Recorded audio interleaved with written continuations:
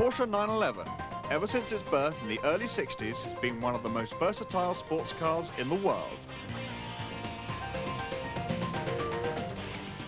From urban commuter car, past road-going supercar, to one of the world's most enduring and successful competition cars, it just didn't seem to matter what new skill the 911 turned its hand to. It always excelled, be it on the Paris-Dakar Rally or as a hugely popular one-mate racer.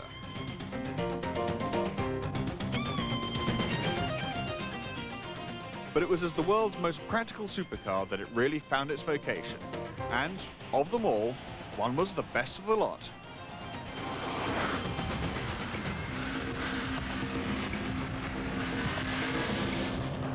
In 1973, Porsche had just brought out this, the 911 RS lightweight Carrera. Born as a road-going version of a racing car, no one had ever seen anything quite like it before. It took all the things that 911s were meant to do well and did them even better. It was prettier, more agile, more fun and faster than any 911 before and most since.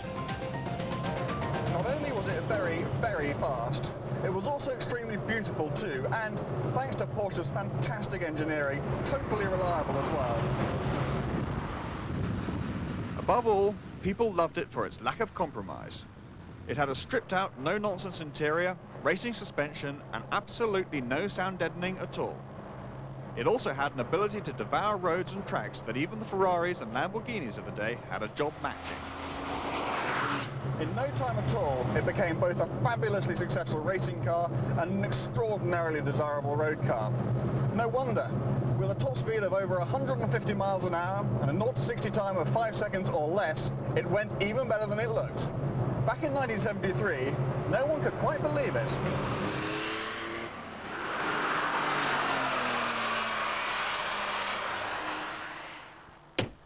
And now, a generation after Porsche killed off the old RS, they're building another one.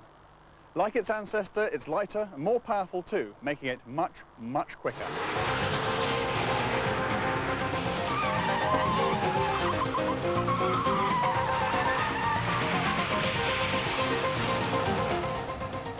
Built on exactly the same principle as the original RS, today's car achieves its blistering performance by not simply increasing power, but also by cutting weight.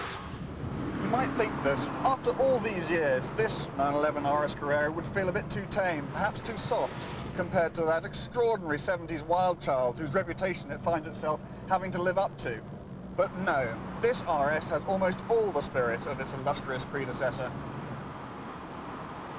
With a 300 horsepower, 3.8-litre engine and over 100 kilograms less weight to carry around than a regular 911, this RS will get from 0 to 60 miles an hour in just 4.7 seconds and carry on to a top speed of about 172 miles per hour.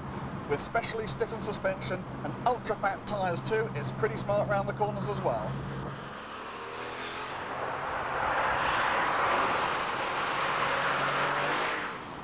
In essence, it is all and more that you would expect from a latter-day RS.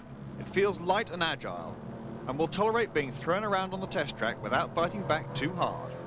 It is a rewarding, fascinating, and very special car, and to my mind, the finest 911 you can buy today. But does that make it a better car than the old RS of 1973? Choosing between them is easy. This RS is a truly great car. It's fast and it's involving, and to anybody who doesn't think that fun cars are made these days, take a ride in one of these. You'll realise they are. But the old RS fights it off with ease, proving still more memorable. If you like, it's the difference between one of today's great road cars and one of the greatest cars of all time.